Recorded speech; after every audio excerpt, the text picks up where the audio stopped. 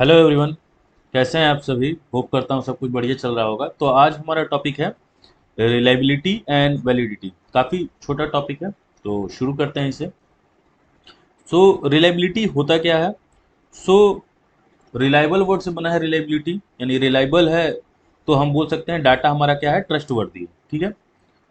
और रिलायबल हम बोलते कैसे हैं डाटा में? When you get an one answer after many experiment और रिपीटिशन, यानी कि आप बार बार चेक कर रहे हैं रिजल्ट्स को और रिजल्ट्स क्या आ रहे हैं, सेम आ रहे हैं, तो आप बोल देते हैं डाटा क्या है, रिलायबल है। ठीक है। It is about consistency. अब इसमें दो टाइप आ जाते हैं। एक हो जाता है आपका टेम्पोरल रिलायबिलिटी और दूसरा हो जाता है कंपैरेटिव रिलायबिलिटी। ठीक है। Concern with the reproducibility of the same results at different time. तो ऐसे समझ में नहीं आएगा, मैं कोशिश करता हूँ एक एग्जाम्पल बनाता हूँ। एक हो गया आपका टेम्पोरल, एक हो गया कंपैरेटिव। कंपैरेटिव में क्या है? Change of targets, observers, testing method and so on. Basically इसमें कंपेयर करना होता है, उसमें एक के बारे में देखना होता है। पहले हम देखते हैं क्या है, इंटरनल, सॉरी, हाँ टेम्पोरल। इंटरनल वैलिडिटी में आता है, तो यहाँ लिख देता हूँ टेम्पोरल। ठीक है। और यहाँ लिख देते हैं कंपैरेटिव। जैसे हो गया हमारा, मान के चल रहे हैं 2020, 2021 ले लेते हैं, 2022 ले लेते हैं। ठीक है। हम क्या बोल रहे हैं कि 2020 में 80% जो लोग हैं, टॉपिक है जेंडर इक्वालिटी। Gender equality. तो 80% जो स्टूडेंट्स हैं वो क्या कर रहे हैं, सपोर्ट कर रहे हैं जेंडर इक्वालिटी को। 2021 में सेम सर्वे किया गया, सेम ही कॉलेज में। मान लीजिए किसी कॉलेज में बच्चों से ये पूछा जा रहा है, तो सेम कॉलेज सेम सर्वे। यहाँ पे क्या हुआ, 78% लोग कह रहे हैं कि हाँ वो जेंडर इक्वालिटी को मानते हैं। 2022 में क्या है, 82%। ठीक है। सो हम क्या देख रहे हैं कि ये जो है डाटा जो है हमारा, ये स्टेबल दिख रहा है। ठीक है। तो हम बोल सकते हैं कि यहाँ पे जो टेम्पोरल रिलायबिलिटी है वो हाई है। ध्यान दीजिएगा इस बात को। ये हो गया हाई टेम्पोरल रिलायबिलिटी। अगर यही डाटा में ड्रास्टिक चेंज रहता है, 80 से सीधा 20% रहता, यानी वो बच्चे नहीं चाहते, मतलब वो जेंडर इक्वालिटी को प्रमोट नहीं करना चाहते, तो हम क्या बोल देते फिर कि लो टेम्पोरल रिलायबिलिटी है। अब समझ में आ गया आपको? यानी reproducibility of the same results at different time, यानी टाइम पीरियड डिफरेंट है, 2020 था, 21 है, फिर 22 है, लेकिन रिजल्ट्स लगभग सेम आ रहे हैं, या फिर आप बोल सकते हो कि स्टेबल रिजल्ट्स हैं। ठीक है। तो ये एग्जांपल हो गया। दूसरा हम देखते हैं कंपैरेटिव का। ठीक है। तो कंपैरेटिव में क्या ले ले, डोमेस्टिक वायलेंस ले लेता है।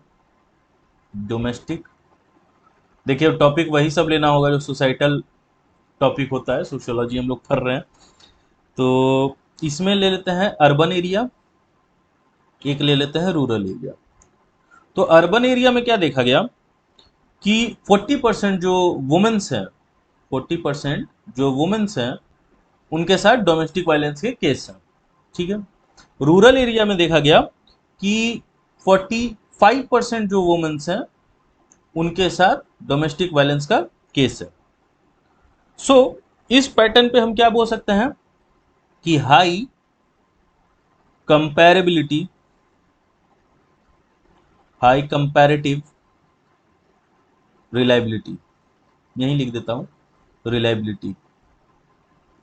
यानी कि क्या हुआ, अर्बन में भी 40% है और रूरल में भी, यानी जो आपने डोमेस्टिक वायलेंस का टॉपिक लिया है ना, वो दोनों ही जगह प्रिविलेंट देखा जा रहा है। तो इसमें बोला ही क्या जाता है, concern with the change of targets, observers, testing method and so on. तो हमने क्या किया, अपना टारगेट बदला, अपना एरिया बदला, और कंपेयर करके देख रहे हैं कि अर्बन में ज्यादा डोमेस्टिक वायलेंस होता है या रूरल एरिया में। और हमें क्या देखने को मिल रहा है कि दोनों ही जगह पे डाटा लगभग सेम है। ठीक है ना। अब वो बच्चे की तरह नहीं करना, सर वहां तो 40 है यहाँ 45, यानी लगभग हाई है, लगभग सेम मैच कर रहा है, तो इसको हम बोल देते हैं हाई कंपेरेटिव रिलायबिलिटी।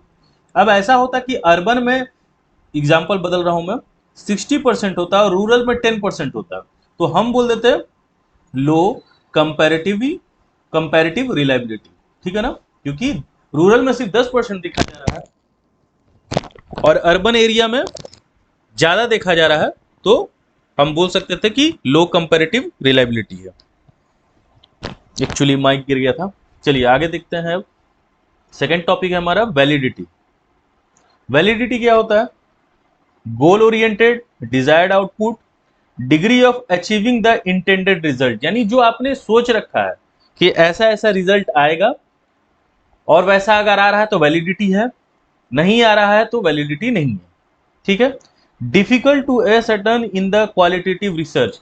अब क्वालिटेटिव में प्रॉब्लम क्या है ना, कि जो आपके रिजल्ट्स होते हैं ना वो फिक्स्ड नहीं होते हैं, क्योंकि सब्जेक्टिव इन नेचर होता है।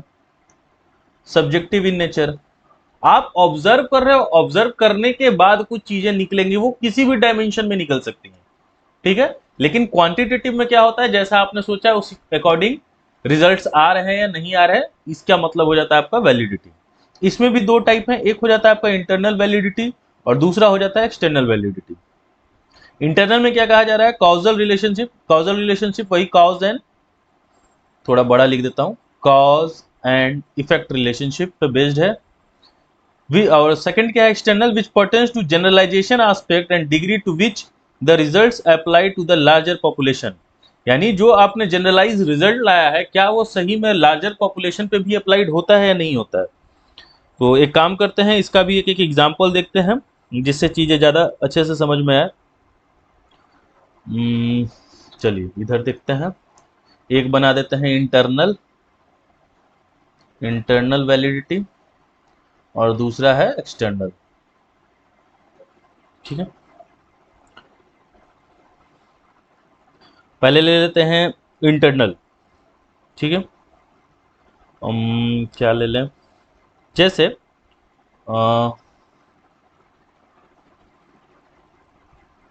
Private school and government school, private school and government school, ठीक है। ये हमारा टॉपिक है कि कितने बच्चे, और मान के हम ये चल रहे हैं कि सबकी इनकम, समझते हैं ना कि आप जो फैमिली की इनकम है वो सबकी सेम है, एक बराबर है, तो स्कूल ये कौन सा चुन रहे हैं, ठीक है। सो अगर family income, parental education, study hours, gender balance, age group लगभग अगर सेम है तो ये कौन सा स्कूल चुन रहे हैं, ठीक है।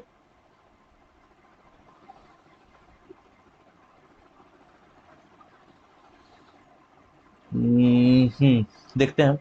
देखिए आप लोग को भी जनरली पता है कि प्राइवेट स्कूल में वो बच्चे ज्यादा पढ़ते हैं जिनकी फैमिली इनकम वगैरह ठीक रहती है, ठीक है।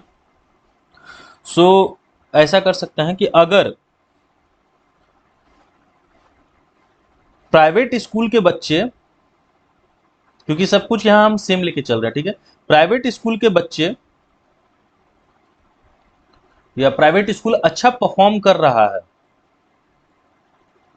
तो इस वजह से प्राइवेट स्कूल्स में मेजॉरिटी पेरेंट्स भेजना चाहते हैं, तो हम बोल सकते हैं हाईली इंटरनल वैलिडिटी है। मैं इसको समझा दे रहा हूं फिर से। देखिए वैलिडिटी का मतलब हमने बोला डिजायर्ड आउटपुट, इंटरनल वैलिडिटी का मतलब क्या है? कॉज एंड इफेक्ट रिलेशनशिप पे। अब यहाँ हमने हर चीज को कांस्टेंट ले लिया है, मतलब कि पेरेंटल इनकम सब कुछ सेम है, तो जो गार्जियन है वो कहाँ भेजेंगे? तो गार्जियन वहीं भेजेंगे जहां पढ़ाई अच्छी हो रही है। पढ़ाई पढ़ाई अच्छी कहाँ हो रही है? प्राइवेट स्कूल में अगर परफॉर्मेंस अच्छा है तो पेरेंट्स कहाँ भेजेंगे उसे?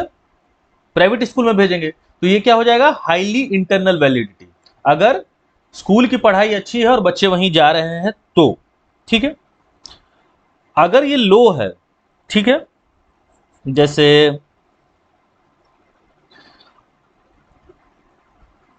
जैसे एग्जाम्पल इसी को मैं बदल रहा हूं कि बच्चे प्राइवेट स्कूल एजुकेशन के वजह से नहीं, किसी और रीजंस की वजह से जा रहे हैं। ध्यान से समझना, पहला तो हमने बोल दिया कि एग्जाम्पल क्या लिया कि सब कुछ कांस्टेंट है, सब कुछ नॉर्मल है, प्राइवेट स्कूल अच्छा परफॉर्मेंस दे रहा है इसलिए बच्चे प्राइवेट स्कूल में पढ़ने जा रहे हैं। तो हम बोल रहे हैं कि हाँ कॉज एंड इफेक्ट रिलेशनशिप है, आप अच्छा परफॉर्म करोगे तो बच्चे आपके स्कूल को चुनेंगे ही चुनेंगे। तो ये हाईली इंटरनल वैलिडिटी हो गया। यही केस में केस सेम रहेगा। ये लोअर कब हो जाएगा? जब परफॉर्मेंस के बेसिस पे बच्चे नहीं जा रहे हैं, बच्चे अदर फैक्टर्स की वजह से जा रहे हैं, जैसे मान लीजिए फीस के वजह से, ठीक है, या स्कूल ट्रिप पे लेके जा रहा है इस वजह से, तो हम बोल सकते हैं कि यहाँ कॉज एंड इफेक्ट रिलेशनशिप सही नहीं है। अच्छी पढ़ाई की वजह से बच्चे नहीं जा रहे हैं, बच्चे कुछ अदर रीजंस की वजह से जा रहे हैं। बच्चों के पेरेंट्स के पास पैसा अच्छा है इसलिए वो वहाँ एडमिशन करा पा रहे हैं, ठीक है। तो ये हो जाता है हमारा लोअर इंटरनल वैलिडिटी। एक्सटर्नल का एग्जांपल लेते हैं, आई होप इतने से समझ में आ गया होगा। एक्सटर्नल में क्या लिया जाए, चलिए ये ले लेते हैं। कॉलेज स्टूडेंट्स हैं, ठीक है, कॉलेज स्टूडेंट, ठीक है। तो ये लिया गया है कॉलेज स्टूडेंट, ये दिल्ली के बच्चे हैं, ठीक है। 100 बच्चों का लिया गया है ये डाटा, ठीक है। किस टॉपिक पे, सोशल मीडिया एंड डिप्रेशन, ठीक है ना। वो काफी आइसोलेट फील करते हैं, अकेला फील करते हैं, और इस वजह से वो डिप्रेशन में जा रहे हैं। ये हमने डाटा लिया है। अब क्या देखने को मिला कि अब जा रहे हैं नहीं जा रहे हैं, 100 बच्चों का जवाब हमने लिया है, तो क्या क्या ये सेम अप्लाई होगा स्कूल स्टूडेंट जो हैं मान लो बिहार पटना के, ठीक है, या वर्किंग एडल्ट्स इन मुंबई ले लेते हैं, ठीक है।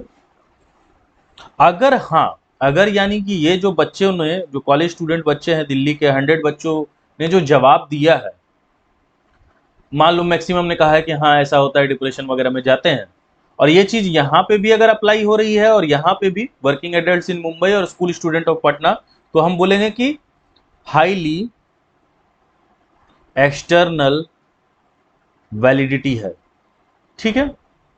और अगर नहीं हो रहा है, ठीक है, ये सिर्फ दिल्ली के ही बच्चों के साथ हो रहा है, ऐसा जो स्कूल स्टूडेंट्स है पटना उसके साथ नहीं हो रहा है, या वर्किंग एडल्ट्स जो हैं, क्योंकि ये लोग भी तो सोशल मीडिया चला ही रहे हैं, तो इनके साथ ऐसा नहीं हो रहा है, तो हम बोल देंगे कि लो एक्सटर्नल वैलिडिटी है।